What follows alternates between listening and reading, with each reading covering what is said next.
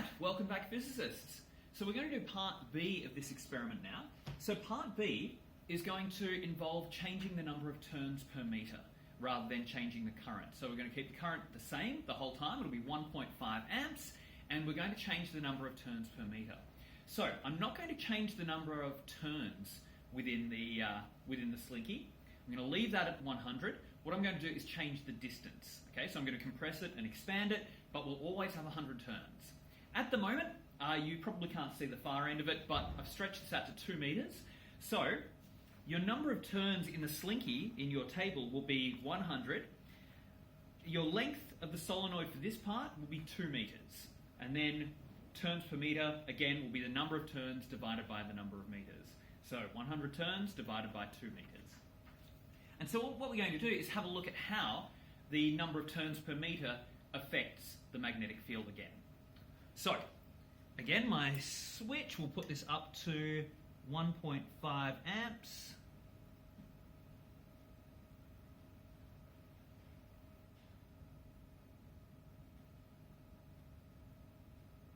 Okay. So, we've got 1.5 amps, so let's get some data.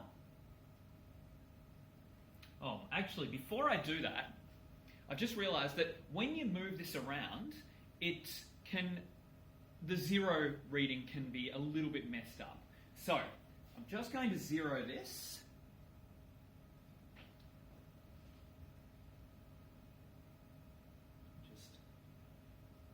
Just stick down the other end of it. Okay, so we're zeroed now. Should have 1.5 amps. Yep, let's get some data.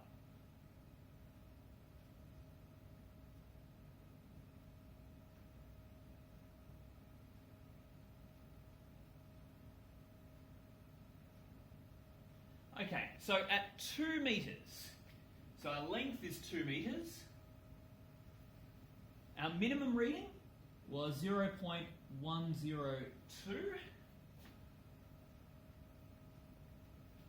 our maximum was 0.108, and our average was 0.106. Okay, so we've measured this out. This is 2 metres. Now what I'm going to have to do each time is I'll move the magnetic field sensor out of the way. I'll move everything and then I'll put the magnetic field sensor back in the middle, just so we don't have compression up one end as the field sensor squashes it. So the next distance we're going to do is 1.5 metres.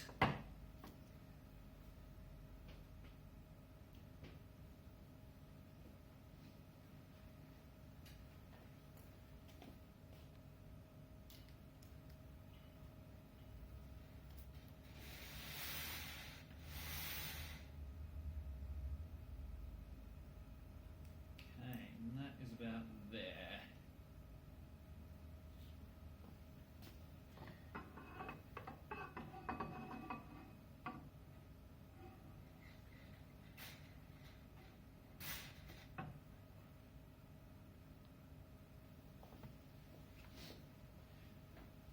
Okay, so that is at about 1.5 metres now.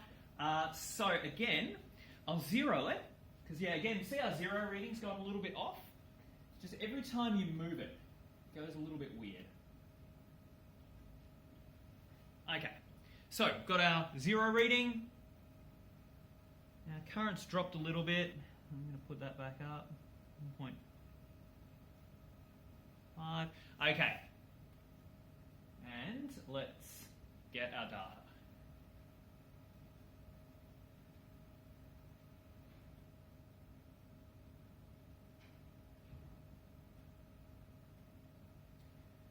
Okay, so at 1.5 metres, our minimum value, 0.130. Our maximum is 0.141. And our average, 0.136. All right. So, next, just want to make sure. Yeah, I've got this on the right reading. Okay. Next, we're going down to 1 metre.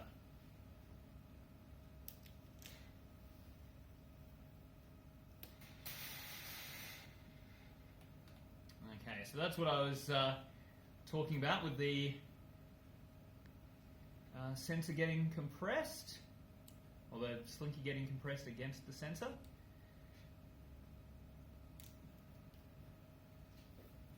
So obviously that's not measuring ideal and even numbers.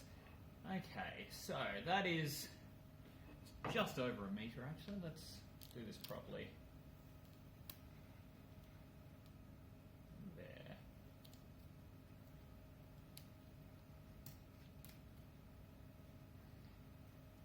Okay, so now we're down to 1 metre, still with the same number of turns. So it's still 100 turns. Oops, that's not right. Put it halfway.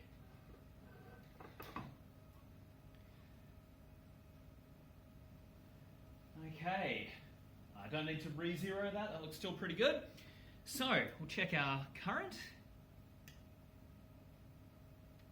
Turn it up again.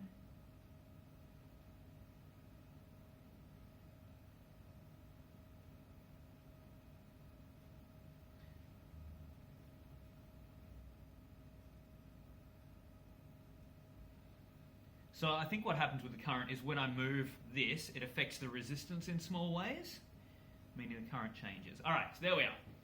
So let's collect again.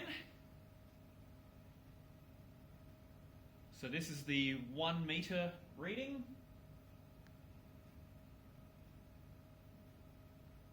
Okay. So at 1 metre, we have a minimum of 0.192.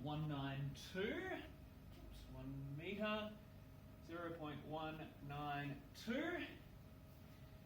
We have a maximum of 0.204 and an average of 0.199.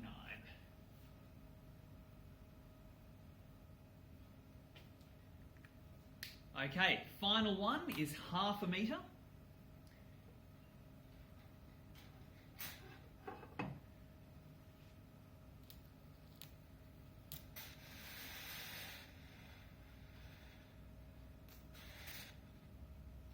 Looks very small, is that right? Yeah, half a metre. Okay, just looks very compressed, but let's do it.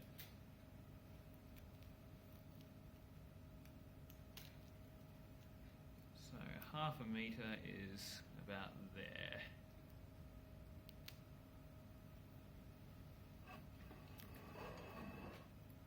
Okay. Move the sensor in. About halfway.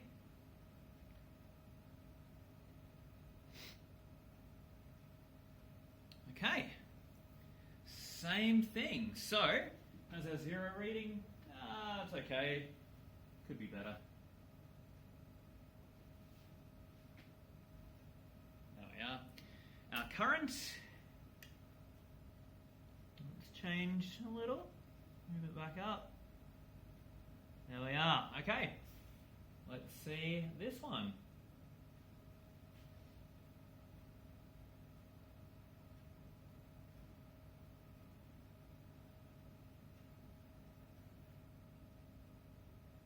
Okay, so that's going to be 0.368 the whole way along. I'm a little concerned that's over-ranging. Yeah, that's not fluctuating at all. All right, so I'm going to change the setting on this thing.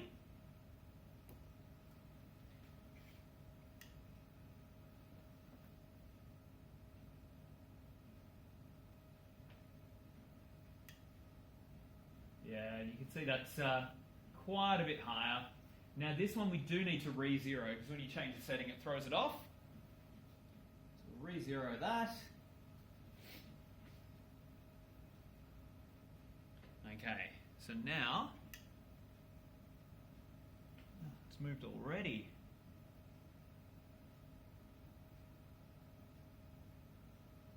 Okay, let's try and get some data there.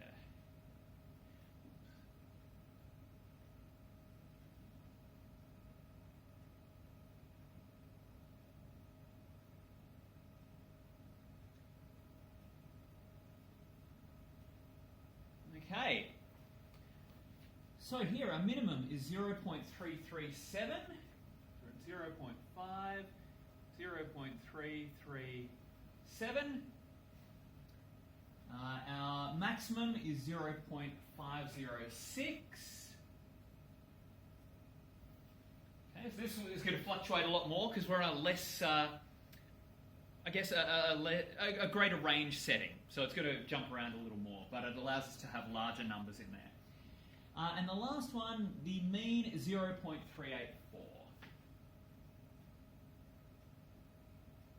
Okay, so we do have quite a range between our smallest and largest values there, but that's okay. This will still just help us draw our line of best fit. All right, so that's all the data we need for part B. Now, when you're doing the analysis for this, there's a couple of things you need to do with this one. So first of all, from Ampere's law, I'm looking at question 5 in part 2. From Ampere's law, it can be shown that the magnetic field B inside a long solenoid is B is equal to mu naught Ni. Now, mu naught is something called the permeability constant. Now, I might just write this up. B is equal to mu naught Ni. Now, mu naught is the permeability constant. Think of it like the gravitational constant. It was something that was found experimentally, and it just makes the ratios all work. All right? So our magnetic field is equal to some constant multiplied by N is the turns per meter. And I is obviously the current. Okay, so question 5 says, do your results agree with this? So what we need to look at, this implies if you graph B against turns per meter, which is what this asks you to do, it implies that there is a linear relationship because these two things are constant. Okay, so if you graph B against turns per meter, does your graph show a linear relationship? If so, then yes, it agrees with that equation. Okay, forget any other numbers, just if there is a linear relationship, it agrees.